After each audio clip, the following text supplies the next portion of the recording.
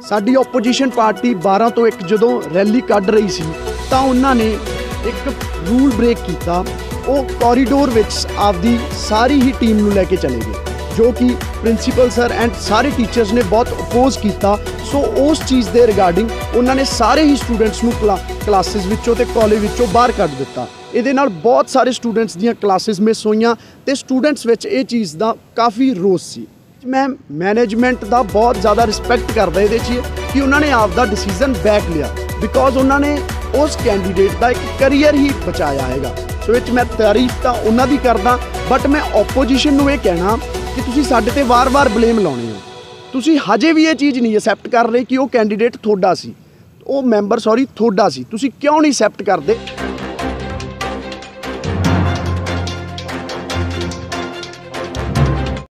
Good evening everyone, I am Kritika from PU pulse. तो अज असी जुड़ चुके हाँ ST कॉलेज के सोई के सीनियर लीडर जशन बराड़ दे नाल ते असी जानांगे ST दे विच होईयां रीसेंट कॉन्ट्रोवर्सीज़ बारे। तुहाडा बहुत बहुत स्वागत है। सत श्री अकाल जी सारिਆਂ ਨੂੰ। मैं जशन बराड़, मैं MA इकनॉमिक्स परस्यू कर रहा ST कॉलेज तो मैं सोई का एक मैंबर हाँ। जशन जी, सोई दे प्रेजिडेंशियल कैंडीडेट की नॉमिनेशन ते ऑब्जेक्शन रेज हुई सी, उस बारे तुहाडा की कहना है?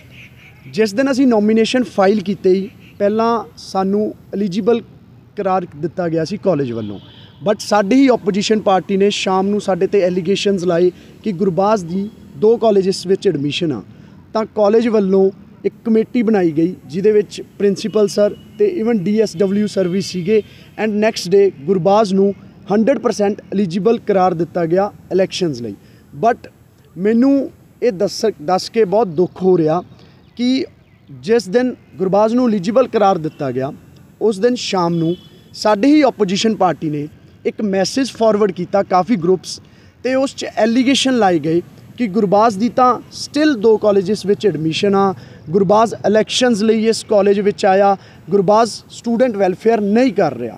ये जान के मैनू बहुत दुख होया, बिकॉज तुसी खुद दसो कि जदों मैं इलैक्शन कंटेस्ट कर रहा होवां तां मैनू भी ये चीज़ का पता होऊगा ना कि जे मैं 2 कॉलेजेस विच एडमिशन लै रहा तो मेरा करियर खराब हो जू।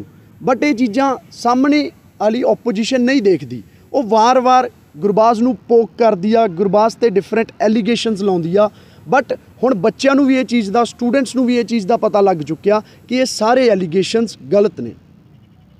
पार्टी से एलीगेशन सी कि रैली डे वाले दिन कॉलेज क्लोज कर दिता गया जिस करके स्टूडेंट्स नू बहुत हरासमेंट हुई, उससे तुहाडा की स्टैंड है?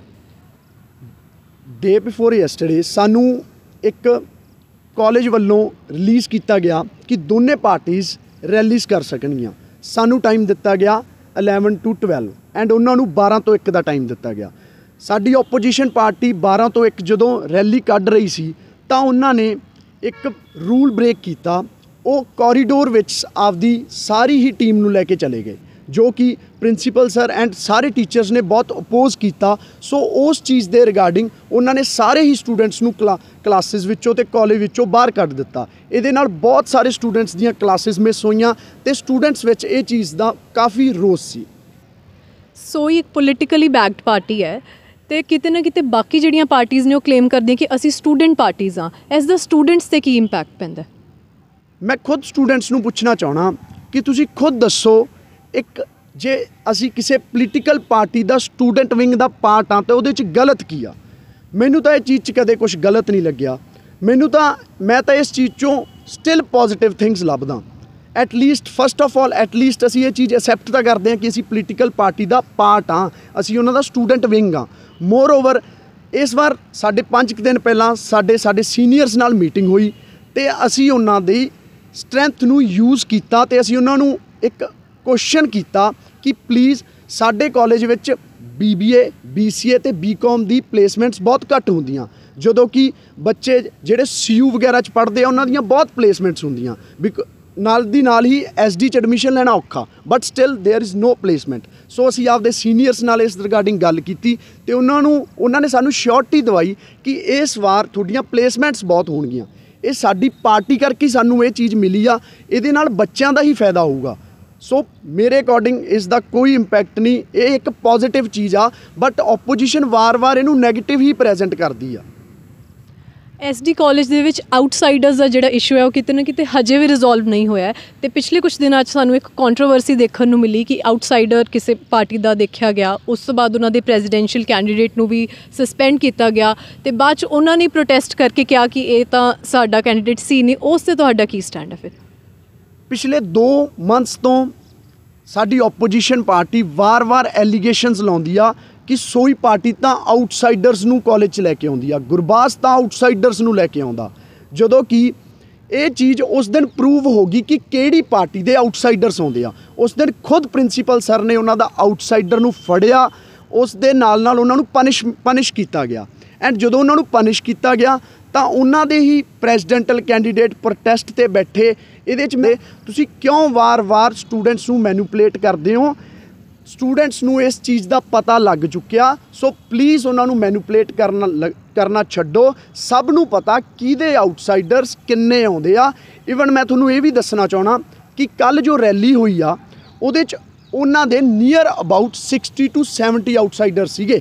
ਜਿਹੜੀ MBA ਬਲਾਕ ਦੇ ਪਿੱਛੇ ਦੀਵਾਰ ਆ ਉਹ ਟੱਪ ਕੇ ਆਈ ਸੀ। ਆਪਦੇ ਮੈਨੀਫੈਸਟੋ ਬਾਰੇ ਸਟੂਡੈਂਟਸ ਨੂੰ ਜਾਣਕਾਰੀ ਦਿਓ।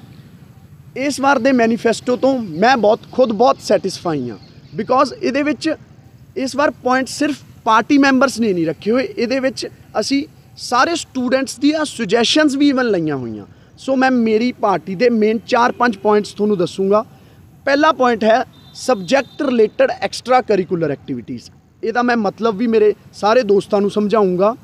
ਜਦੋਂ ਵੀ ਆਪਾਂ ਪੰਜਾਬ ਯੂਨੀਵਰਸਿਟੀ ਦੀ ਸਾਈਟ ਓਪਨ ਕਰਦੇ ਹਾਂ, ਫੋਰ ਐਗਜ਼ਾਮਪਲ ਤੁਸੀਂ ਸੋਸ਼ੀਓਲੋਜੀ ਦਾ ਸਿਲੇਬਸ ਓਪਨ ਕਰ ਲਿਆ ਤਾਂ ਉਹਦੇ 'ਚ ਲੈਕਚਰਸ ਦੇ ਨਾਲ ਬੁੱਕਿਸ਼ ਲੈਂਗੁਏਜ ਦੇ ਨਾਲ ਮੈਂਸ਼ਨ ਕੀਤਾ ਹੁੰਦਾ ਕਿ ਐਕਸਟਰਾ ਕਰਿਕੂਲਰ ਐਕਟੀਵਿਟੀਜ਼ ਵੀ ਹੋਣ, ਜਿਹਦੇ ਨਾਲ ਇੱਕ ਸਟੂਡੈਂਟ ਐਜ਼ ਅ ਬਹੁਤ ਵਧੀਆ ਤਰੀਕੇ ਨਾਲ ਉਸ ਸਬਜੈਕਟ 'ਤੇ ਮਾਸਟਰ ਹੋਵੇ।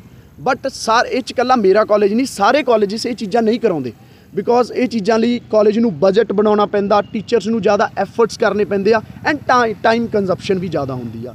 ਸੋ ਇਸ ਵਾਰ ਸਾਡਾ ਸਾਰਿਆਂ ਨਾਲੋਂ ਪਹਿਲਾ ਪੁਆਇੰਟ ਇਹੀ ਹੋਊ ਕਿ ਇਸ ਵਾਰ ਅਸੀਂ ਪ੍ਰਿੰਸੀਪਲ ਸਰ ਤੋਂ ਪਰਮਿਸ਼ਨ ਲੈ ਕੇ ਆਪਦਾ ਐਕਸਟਰਾ ਕਰਿਕੂਲਰ ਐਕਟੀਵਿਟੀਜ਼ ਨੂੰ ਆਫਟਰ ਇਸ ਸਮੈਸਟਰ ਐਗਜ਼ਾਮਸ ਅਸੀਂ ਲੈ ਕੇ ਆਵਾਂਗੇ। ਸੈਕਿੰਡ ਪੁਆਇੰਟ ਹੈ 5G ਨੈਟਵਰਕ। ਸਾਡਾ college one of the best college ਆ ਚੰਡੀਗੜ੍ਹ ਦੇ ਵਿੱਚ, ਬਟ ਸਾਰਿਆਂ ਨਾਲੋਂ ਵੱਡੀ ਪ੍ਰੋਬਲਮ ਇੱਥੇ ਆ ਨੈਟਵਰਕ ਦੀ। ਤੁਸੀਂ ਕਾਲ ਵੀ ਕਿਸੇ ਨੂੰ ਕਰਨੀ ਹੋਵੇ ਤਾਂ 4-5 ਵਾਰੀ ਟਰਾਈ ਕਰਨਾ ਪੈਂਦਾ ਤੇ ਇੰਟਰਨੈਟ ਤਾਂ ਭੁੱਲ ਹੀ ਜਾਓ। ਬੱਚਿਆਂ ਨੇ ਅਸਾਈਨਮੈਂਟਸ ਬਣਾਉਣੀਆਂ ਹੁੰਦੀਆਂ ਬਟ ਨੈਟਵਰਕ ਇਸ਼ੂਜ਼ ਕਰਕੇ ਉਹਨਾਂ ਨੂੰ ਬਹੁਤ ਪ੍ਰੋਬਲਮ ਦਾ ਸਾਹਮਣਾ ਕਰਨਾ ਪੈਂਦਾ। ਸੋ ਸਾਡੀ ਪਾਰਟੀ ਜਦੋਂ ਵੀ ਕੌਂਸਲ 'ਚ ਹੁਣ ਆਊਗੀ ਤਾਂ ਅਸੀਂ ਸਾਰੇ ਕੈਂਪਸ 'ਚ 5G ਨੈਟਵਰਕ ਲੈ ਕੇ ਆਵਾਂਗੇ। ਥਰਡ ਪੁਆਇੰਟ ਹੈਗਾ ਲੌਕਰਸ, ਹਰੇਕ ਫਲੋਰ ਵਾਈਜ਼ ਲੌਕਰਸ। 4 ਮੰਥਸ ਪਹਿਲਾਂ ਜਦੋਂ ਐਗਜ਼ਾਮਸ ਹੋਈ ਸੀ ਤਾਂ ਕਾਲਜ ਵਿੱਚ ਕਾਫੀ ਮੋਬਾਈਲ ਫੋਨਸ ਚੋਰੀ ਹੋ ਗਏ। ਸਿਕਿਉਰਿਟੀ ਨੇ 2 ਦਿਨਾਂ ਦੇ ਵਿੱਚ 45 ਸੈਕਟਰ ਤੋਂ ਚੋਰ ਫੜ ਲਿਆ, ਬਟ ਸਟਿਲ ਹਜੇ ਤੱਕ ਇਸ ਚੀਜ਼ ਦਾ ਕੋਈ ਸੋਲਿਊਸ਼ਨ ਨਹੀਂ ਕੱਢਿਆ ਗਿਆ। ਸੋ ਅਸੀਂ ਹਰੇਕ ਫਲੋਰ 'ਤੇ ਲੌਕਰਸ ਬਣਾਵਾਂਗੇ। ਸਟੂਡੈਂਟਸ ਉੱਥੇ ਜਾ ਕੇ ਆਪਦੇ bags, books, mobile phone, smart watch submit ਕਰਨਗੇ, ਉਹਨਾਂ ਨੂੰ ਟੋਕਨ ਦੇਣਗੇ ਤੇ ਉਹਨਾਂ ਦੇ ਮੋਬਾਈਲ ਫੋਨ ਸੇਫ ਰਹਿਣਗੇ। ਫੋਰਥ ਪੁਆਇੰਟ ਹੈ ਵੂਮਨ ਸਿਕਿਉਰਿਟੀ ਗਾਰਡਸ। ਸਾਡੇ ਕਾਲਜ 'ਚ 4 ਮੇਲ ਸਿਕਿਉਰਿਟੀ ਗਾਰਡਸ ਬੈਠੇ ਹੁੰਦੇ ਆ ਮੇਨ ਗੇਟ 'ਤੇ ਐਂਡ ਮੇਰੀਆਂ ਵੀ ਭੈਣਾਂ ਕਾਲਜ 'ਚ ਪੜ੍ਹਦੀਆਂ, ਉਹਨਾਂ ਨੂੰ ਮੈਂ ਸਮਝ ਸਕਦਾ, ਉਹਨਾਂ ਨੂੰ ਬਹੁਤ ਇਸ਼ੂ ਆਉਂਦਾ ਜਦੋਂ ਸਿਕਿਉਰਿਟੀ ਰੀਜ਼ਨਸ ਕਰਕੇ ਉਹ ਮੇਲ ਗਾਰਡਸ ਚੈੱਕ ਕਰਦੇ ਆ ਉਹਨਾਂ ਦੇ ਬੈਗਸ। ਮੈਂ ਸਮਝ ਸਕਦਾ ਉਹ ਬਹੁਤ ਅਨਕੰਫਰਟੇਬਲ ਉਦੋਂ ਫੀਲ ਕਰਦੀਆਂ। ਸੋ ਅਸੀਂ ਮਿਨੀਮਮ 2 ਵੂਮਨ ਗਾਰਡਸ ਉੱਥੇ ਰੱਖਾਂਗੇ ਤਾਂ ਜੋ ਉਹਨਾਂ ਨੂੰ ਕੋਈ ਪ੍ਰੋਬਲਮ ਨਾ ਆਵੇ। ਫਿਫਥ ਪੁਆਇੰਟ ਹੈਗਾ NCC ਲਈ ਡਰਿਲਿੰਗ ਏਰੀਆ। ਸਾਡੇ ਕਾਲਜ 'ਚ NCC ਦੇ ਜਿਹੜੇ ਵੀ ਸਟੂਡੈਂਟਸ ਪ੍ਰੈਕਟਿਸ ਕਰਦੇ ਆ ਉਹ ਆਡੀਟੋਰੀਅਮ ਦੇ ਸਾਹਮਣੇ ਜਾਂ ਫਿਰ ਗਰਾਊਂਡ 'ਚ ਕਰਦੇ ਆ, ਉਹਨਾਂ ਲਈ ਪਰਮਾਨੈਂਟ ਪਲੇਸ ਨਹੀਂ ਹੈਗੀ। ਇਹਦੇ ਨਾਲ ਉਹਨਾਂ ਨੂੰ ਵੀ ਪ੍ਰੋਬਲਮ ਆਉਂਦੀ ਆ ਤੇ ਬਾਕੀ ਸਟੂਡੈਂਟਸ ਨੂੰ ਵੀ ਪ੍ਰੋਬਲਮ ਆਉਂਦੀ ਆ, ਬਿਕੋਜ਼ ਉਹ ਰਸਤੇ ਦੇ ਵਿੱਚ ਕਰ ਰਹੇ ਹੁੰਦੇ ਆ, ਉਹਨਾਂ ਨੂੰ ਵੀ। ਇਵਨ ਇਹ ਪ੍ਰੋਬਲਮ ਦਾ ਮੈਂ ਤੁਹਾਨੂੰ ਦੱਸਦਾ ਮੈਨੂੰ ਕਦੋਂ ਪਤਾ ਲੱਗਿਆ। 2 ਮੰਥ ਪਹਿਲਾਂ ਜਦੋਂ ਕਰ ਰਹੇ ਸੀ ਆਪਦੀ ਪ੍ਰੈਕਟਿਸ ਤਾਂ ਮੈਂ ਉੱਥੇ ਬੈਠਾ ਸੀ, ਮੈਂ ਉਹਨਾਂ ਦੀ ਇੱਕ ਵੀਡੀਓ ਕਲਿੱਪ ਵੈਸੇ ਹੀ ਬਣਾ ਲਈ ਬਿਕੋਜ਼ ਉਹ ਬਹੁਤ ਵਧੀਆ ਤਰੀਕੇ ਨਾਲ ਪਰਫਾਰਮ ਕਰ ਰਹੀ ਸੀ। ਤਾਂ ਉਹਨਾਂ ਦੇ ਹੈੱਡ ਮੇਰੇ ਕੋਲ ਆਏ, ਉਹਨਾਂ ਨੇ ਮੈਨੂੰ ਮਨਾ ਕੀਤਾ ਕਿ ਇਹ ਐਵੇਂ ਵੀਡੀਓ ਨਹੀਂ ਬਣਾਉਣੀ। ਤਾਂ ਉਦੋਂ ਮੈਂ ਗੁਰਬਾਜ਼ ਦੇ ਨਾਲ ਇਹ ਗੱਲ ਕੀਤੀ ਤੇ ਅਸੀਂ ਉਦੋਂ ਹੀ ਸੋਚਿਆ ਸੀ ਕਿ ਐਵੇਂ ਕਰਕੇ ਪਤਾ ਹੀ ਨਹੀਂ ਕਿੰਨੇ ਬੱਚੇ ਇਹਨਾਂ ਦੀ ਵੀਡੀਓ ਐ ਬਣਾ ਲੈਂਦੇ ਹੋਣਗੇ ਜੋ ਕਿ ਨਹੀਂ ਬਣਾ ਸਕਦੇ। ਸੋ ਅਸੀਂ ਉਹਨਾਂ ਲਈ MBA ਬਲਾਕ ਕੋਲ ਇੱਕ ਡਰਿਲਿੰਗ ਏਰੀਆ ਰੱਖਾਂਗੇ ਜਿੱਥੇ ਉਹ ਪ੍ਰੈਕਟਿਸ ਕਰ ਸਕਣ।